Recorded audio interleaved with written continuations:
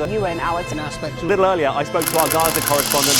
Like people, but you are doing what? Kill your policy groups, kill, and kill. That's what people would say. You're a total war criminal.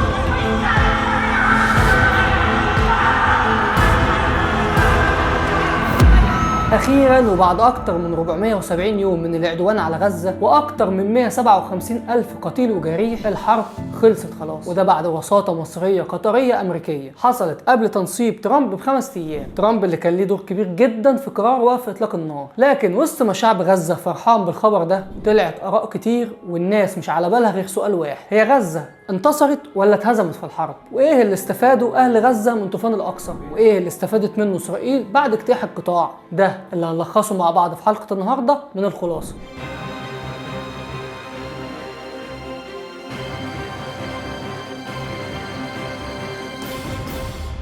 قبل ما نقول هي غزة انتصرت أو اتهزمت في الحرب، خلينا الأول نعرف بنود الاتفاق اللي وافق عليها الطرفين، بعد كده نحكم. قادة حماس ونتنياهو وافقوا على كام بند كده عشان الحرب دي تنتهي. أول بند كان الانسحاب التدريجي للجيش الإسرائيلي من القطاع في اتجاه الشرق عند المنطقة العازلة اللي الجيش الإسرائيلي أسسها وقت الاجتياح. التراجع هيكون على أساس الخرائط اللي اتفق عليها الطرفين، والخرائط دي هتكون مرفقة مع الاتفاق، يعني إسرائيل هتسحب قواتها جزء ورا التاني خلال أسابيع، مش هيكون انسحاب تام لحد ما يتأكدوا من تنفيذ شروطهم. البند الثاني وده بقى خاص بتبادل الأسرى، حماس هتسلم 9 من أصل 33 رهينة معاهم، منهم مصابين ومنهم جرحى خلال أول فترة من الاتفاق. في المقابل بقى إسرائيل هتسلم 110 سجين فلسطيني كان محكوم عليهم بالمؤبد، وخلال المرحلة الثانية من الاتفاق حماس هتسلم باقي الرهائن. وفي المقابل إسرائيل هتفرج عن 1000 معتقل من اللي اتقبض عليهم يوم 8 أكتوبر بعد طوفان الأقصى على طول، لكن بشرط إنهم ما كانوش شاركوا فيه. ثالث بند وده بقى خاص بمحور فيلادلفيا، الجيش الإسرائيلي هينسحب تدريجا من الممر بعد تسليم دفعة من الرهائن. البند الرابع وده خاص بمعبر رفح على الحدود المصرية، إسرائيل قالت إن هي هتجهز المعبر وتعيد بناؤه من تاني عشان يسمح بمرور المساعدات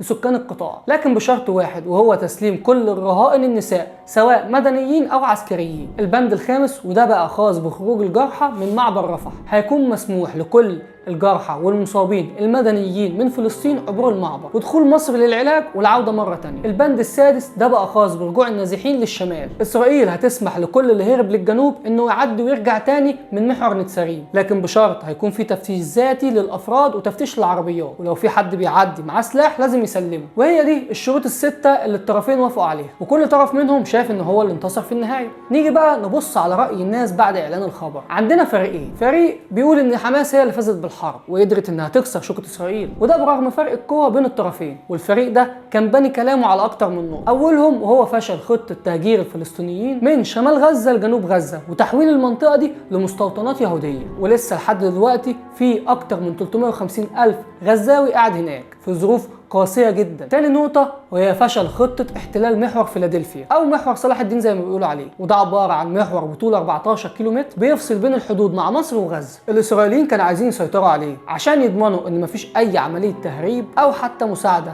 تحصل من الجانب المصري لعناصر المقاومة. الخطة الثالثة وهي فشل الميناء الامريكي في البحر المتوسط، وده ميناء كانوا عايزين يعملوه عشان يستولوا على ثروات فلسطين من النفط او الغاز اللي موجود في البحر المتوسط، ده غير استخدامه لمساعدة الكيان وامداده بالمعدات العسكرية. رابع نقطة وهي فشل مشروع محور نتساريم، وده عبارة عن حاجز أسسه سلاح المهندسين في الجيش الإسرائيلي عشان يقسم غزة لجزئين شمالي وجنوبي. خامس نقطة بقى ودي أهم نقطة وهي فشل خطة التهجير لسيناء، ودي كانت هي الخطة الأساسية للكيان عشان يفضي غزة خالص من أهلها ويستولي عليها ويضغط على مصر عشان تستقبلهم في سيناء. حاولوا في الخطة دي بكل الطرق لدرجة إنهم عرضوا على مصر إنهم يمسحوا كل ديونها اللي وصلت وقتها ل 164 مليار دولار، لكن الإدارة المصرية رفضت نهائي. ولما لقوا الطريق ده مسدود معاهم حاولوا يحاصروا سكان القطاع ويقطعوا عليهم كل المساعدات، الاكل والشرب، وكمان كانوا بيضربوا المستشفيات عشان السكان ما تقدرش تعيش في القطاع، وينزحوا كلهم في اتجاه الحدود المصريه. لكن طبعا كل ده فشل وفضلوا رجاله غزه صامدين مكانهم. نيجي بقى للفريق الثاني.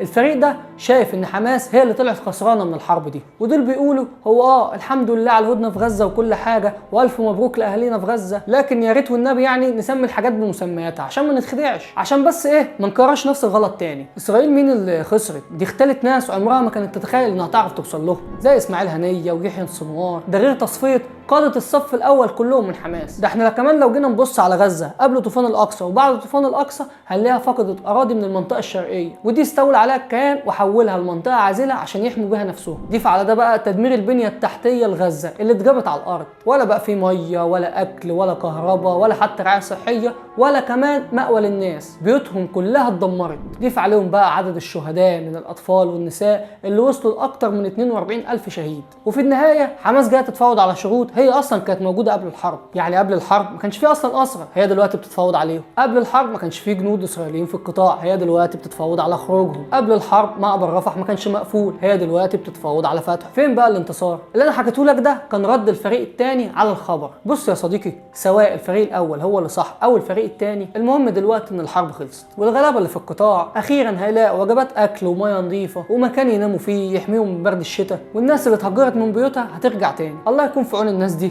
دول شافوا عذاب متواصل لمده 470 يوم، استحملوا اللي محدش يستحمله. وانت بقى بعد اللي سمعته تفتكر الفريق الاول هو اللي عنده حق ولا الفريق الثاني؟ اكتب لنا رايك تحت في الكومنتات، ولو عجبك الفيديو اعمل لنا لايك واشتراك في القناه عشان توصلك الخلاصه. سلام.